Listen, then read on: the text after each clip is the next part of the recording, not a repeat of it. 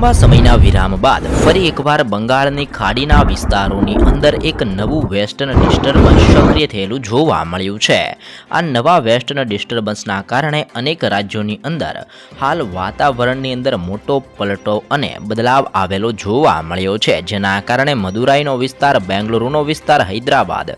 વિશાખાપટ્ટનમના વિસ્તારોની અંદર સાથે જ ભુવનેશ્વરનો વિસ્તાર, ઢાકાના વિસ્તાર, ધાનબડના વિસ્તારોની અંદર, તેની સાથે સાથે અલ્હાબાદના વિસ્તારોની અંદર પણ વાતાવરણની અંદર મોટો બદલાવ આવેલો જોવા મળ્યો છે। તે સાથે જ ગુજરાતના વિસ્તારોની અંદર,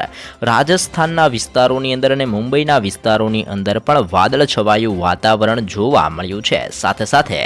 અરબ સાગરના દરિયાની અંદર પણ હવાનું દબાણ ધીમે ધીમે હવે મજબૂત બનતું જોવા મળ્યું છે। તેની સાથે અરબ સાગરના ઊંડાણ વાળા વિસ્તારોમાં એક બાદ એક નવી સિસ્ટમો અને નવો વાવાઝોડા બનતા પણ જોવા મળ્યા છે। સાથે જ અરબ સાગરની અંદર પણ એક નવું વેસ્ટર્ન ડિસ્ટર્બન્સ સક્રિય જોવા મળ્યું છે। આમ એક બાદ એક નવી સિસ્ટમો અત્યારે સક્રિય અને સર્જાતી જોવા મળી રહી છે, જેને અનુરૂપ અત્યારે સૌથી વધારે ખતરો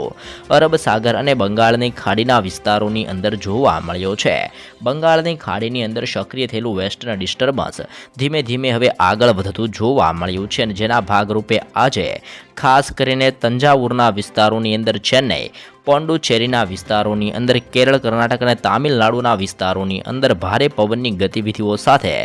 ભારે મેઘ તાંડવ જોવા મળી શકે છે તેવી પણ આગાહી કરવામાં આવી છે। નાલ્લોરના વિસ્તારની અંદર, વિજયવાડાના વિસ્તારોની અંદર, વિશાખાપટ્ટનમ અને ભુવનેશ્વરના દરિયાકાંઠાના વિસ્તારોની અંદર પણ ભયંકર પવનોની સાથે ફરી એકવાર મેઘ તાંડવને મેઘમહેર જોવા મળશે તેવી પણ આ સંપૂર્ણ વિસ્તારોમાં ભારે વરસાદને લઈને આગાહી કરવામાં આવી છે। સાથે સાથે ગુજરાતની અંદર પણ આજે અને આવનાર દિવસોની અંદર, જેમાં ખાસ કરીને હોળી ધૂળેટીના તહેવારો ઉપર ગુજરાતની અંદર ફરી એકવાર વાતાવરણની અંદર પલટો જોવા મળી શકે છે। પલટાની સાથે ગુજરાતની અંદર વાદળ છવાયું વાતાવરણ સર્જાતું જોવા મળશે, જેને અનુરૂપ ગુજરાતની અંદર હોળી ધૂળેટી ઉપર પણ વાદળ છવાયા વાતાવરણ સાથે અમુક વિસ્તારોની અંદર ઝાપટા સ્વરૂપ વરસાદીય માહોલ પડી શકે છે જેવું અનુમાન અત્યારે મૂકવામાં આવી રહ્યું છે, કારણ કે અત્યારે સિસ્ટમનું ભારે જોર અને દબાણ બંગાળની ખાડીના વિસ્તારોમાં મજબૂત બનીને હવે આગળ વધતું જોવા મળ્યું છે, જેના કારણે બંગાળની ખાડીના આ સંપૂર્ણ વિસ્તારોની અંદર પવનની ઝડપ 80 કિલોમીટર પ્રતિ કલાકની ઝડપથી લઈને 90 કિલોમીટર પ્રતિ કલાકની ઝડપે ભારે પવન અત્યારે બંગાળની ખાડીના વિસ્તારોની અંદર ફૂંકાતો જોવા મળ્યો છે। તેની સાથે સાથે અરબ સાગરના દરિયાની અંદર જે નવું વેસ્ટર્ન ડિસ્ટર્બન્સ જોવા મળ્યું છે, જેના કારણે પવનની ઝડપ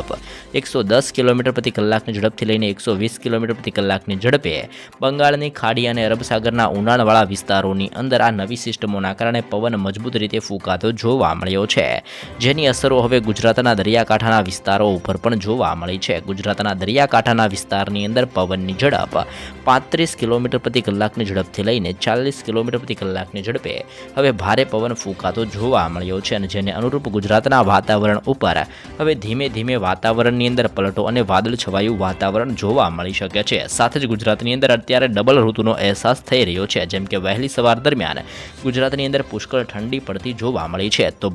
ગુજરાતની અંદર બપોર દરમિયાન અનેક વિસ્તારોની અંદર કાળઝાળ ગરમી હાલ ગુજરાતની અંદર પડી રહેલી જોવા મળી છે, અને ગરમીના કારણે ગુજરાતની અંદર ટેમ્પરેચરની અંદર વધારો જોવા મળ્યો છે, અને જેના કારણે 36 ડિગ્રીથી લઈને 37 ડિગ્રી સેલ્સિયસ જેટલું તાપમાન પણ ગુજરાતના અનેક વિસ્તારોની અંદર જોવા મળી રહ્યું છે। પરંતુ આજથી હવે ધીમે ધીમે વાતાવરણની અંદર પલટો અને બદલાવ જોવા મળવાનો છે, અને જેના કારણે આજથી લઈને હોળી ધૂળેટીના તહેવાર સુધી ગુજરાતની અંદર વાદળ છવાયું વાતાવરણ જોવા મળી શકે છે, જેવી પણ મહત્વપૂર્ણ આગાહી કરવામાં આવી છે, અને જેને અનુરૂપ કચ્છના વિસ્તારોની અંદર, ખાવડ, નળિયા અને ગાંધીધામના વિસ્તારોની અંદર વાદળ છવાયા વાતાવરણ સાથે ધીમી ધારે ઝાપટું પડી શકે છે। સાથે જ સૌરાષ્ટ્રના વિસ્તારોની અંદર, જેમાં ભાવનગર, સુરેન્દ્રનગર, સાથે મોરબીનો વિસ્તાર, જામનગર, દેવભૂમિ દ્વારકા, પોરબંદર, જૂનાગઢ, ગીર સોમનાથ, અમરેલી, બોટાદ અને રાજકોટના વિસ્તારોની અંદર પણ વાતાવરણની અંદર પલટો આવી શકે છે, અને ગુજરાતની અંદર દરિયાકાંઠાના વિસ્તારોમાં વાદળ છવાયું વાતાવરણ સર્જાઈ શકે છે તેવું પણ અનુમાન મૂકવામાં આવી રહેલું છે। મધ્ય ગુજરાતના વિસ્તારોની માહિતી મેળવીએ તો મધ્ય ગુજરાતની અંદર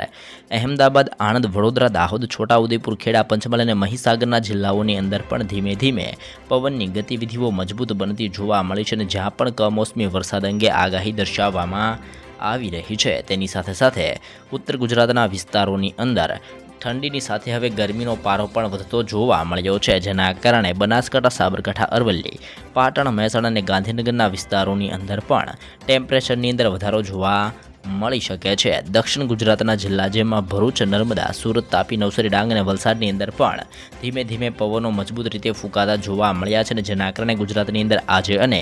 આવનાર 3 દિવસો સુધી હજી પણ વાતાવરણની અંદર પલટો